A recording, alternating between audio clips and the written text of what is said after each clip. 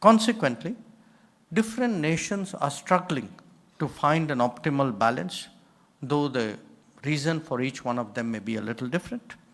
Some seek to address regime security, others want to protect their technology leads or sometimes their way of life, and still more who would like, people like us for instance, who would like to build capabilities without exposing them too early to a competition that is often manifestly unfair. These endeavors are likely to be among the fundamental characteristics of world politics of our era. Our globalized world is likely to be both fractured and semi-coupled in select areas. There is, moreover, old-fashioned national rivalry also at play. It hasn't really gone away in a globalized world. Especially after 2008, the world has seen a sharper rebalancing and the emergence of multipolarity. The shifting terms of US engagement with the world in the last decade is one dimension. The ending of a forever war in Afghanistan appears to herald new ways of ensuring its security and furthering its interests.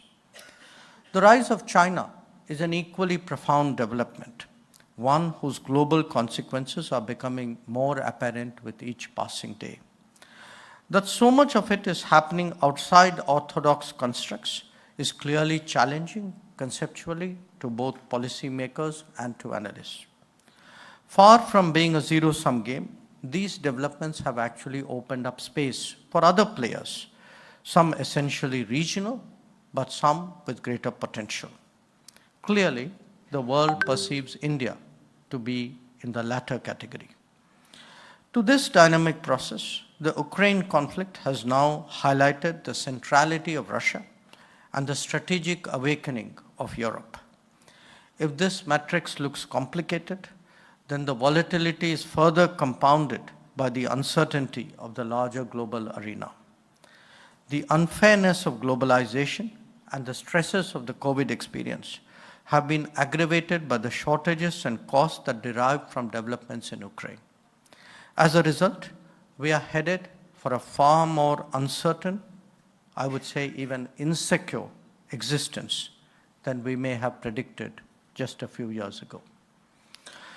Now, such a prospect clearly calls for more diplomatic energy and greater political creativity because it has to harmonize the pursuit of national interest with a responsibility for collective good. For a nation like India, where such a large segment of our population is so vulnerable, this means, above all, to mitigate the impact of key negative trends. In doing so, we not only stand up for our own welfare, but we speak as well on behalf of the global South. At the same time, we also have an obvious stake, along with them, in cooling down overheated global politics. This is obviously not going to happen overnight, yet we must persevere. But beyond the immediate compulsions, there are structural challenges of the current world order that confront us. The oldest trick in the diplomatic book is to freeze the moment to your advantage. That, in fact, is what some countries have done with multilateralism since 1945. Pursuing reform in that domain, especially in the United Nations, and striving to ensure that decision-making reflects democratic reality is therefore a quest of no small importance. Allowing the past to dictate terms is, however, not just a predicament that can be attributed to others. Sometimes it is actually a mindset or an assumption that we impose on ourselves because of a particular moment of our experience which continues to resonate. Thus, even 60 years later, the 1962 conflict with China shapes many of our attitudes. Our hesitations with the West similarly derive from the experience of 1948, 1965, and 1971. This even applies on the positive side of the ledger, where it can lead sometimes to unintended complacency. The 1992 economic reforms, for example, were impactful enough that the need for continuous building of national capabilities was not given the requisite priority till recently. We are now in a phase where both the ability and the responsibility for shaping the global landscape are much greater. It is expressed in new concepts that reflect our interests, like the Indo-Pacific, mechanisms like the Quad or the I2U2, or initiatives like the International Solar Alliance. Even on the economic front, we have been judicious in the manner and extent of engaging the world, picking the FTAs and framework that truly serve our interests. For all of us, the security of the nation obviously should come above all else. My own experience is that Indians are much more conscious of national security than many other people, since it has been so often challenged in the last 75 years.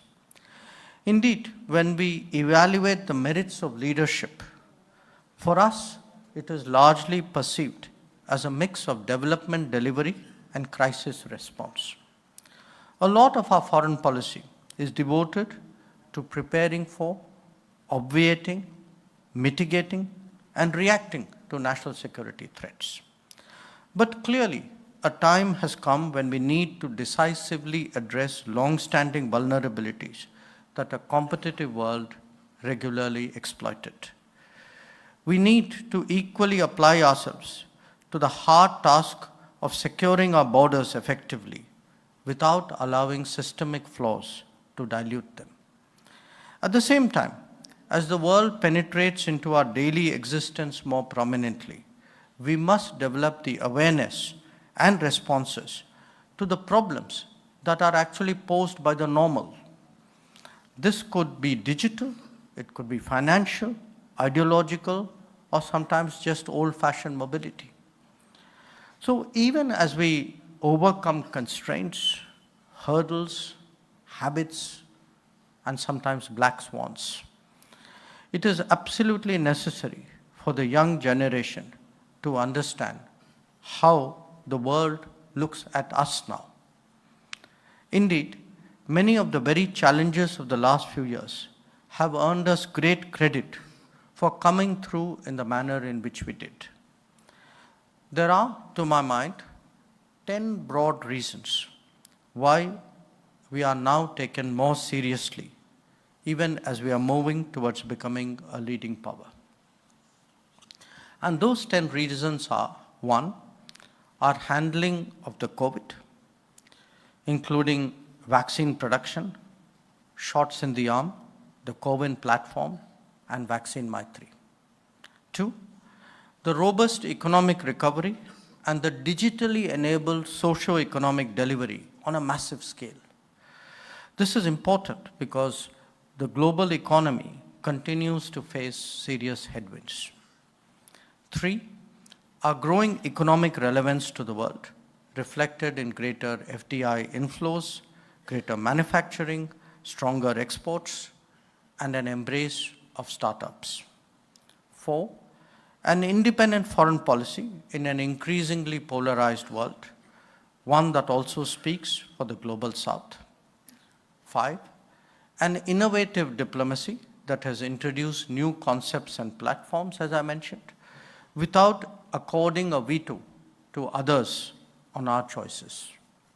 6, a resolute national security policy that has seen us standing up to daunting challenges in the border areas, even during the COVID period. 7, a determination to look after our own abroad, be it Operation Ganga in Ukraine or Operation Devi Shakti in Afghanistan. 8, a willingness to look out for others and often serve as a first responder in humanitarian or disaster response situations, especially in our own neighborhood. 9, contributing to a global betterment through initiatives in solar energy, disaster resilience, maritime security, and counterterrorism, amongst others. And 10, a perception that India, as a civilizational state, is finding its place once again in the global order. Now, the combination of changes in our political standing, our economic weight, technology capabilities, cultural influence, and the successes of our diaspora is moving India today into a higher orbit. But let us not underestimate the task ahead. For any power to rise in the global order is never easy. But to do so amidst the turbulence that I have described is doubly difficult. But nevertheless, we see a growing recognition in the world that India is now getting its act together. Equally, there is a realization that the big issues of our times cannot be solved without India's contribution or participation. This is a moment when India resets the terms of engagement with the world. It is also a juncture where we should be prepared to take up greater responsibilities.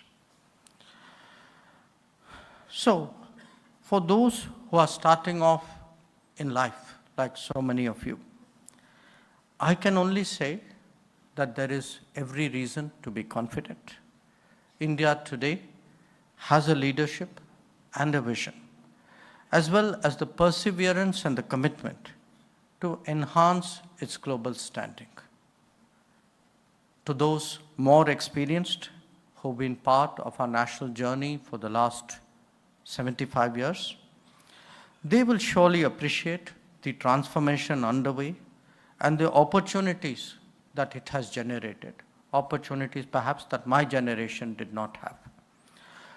But to all of them, I would only say that I'm sure that they share the conviction that today India matters more in the world and we must make the most of it. Thank you.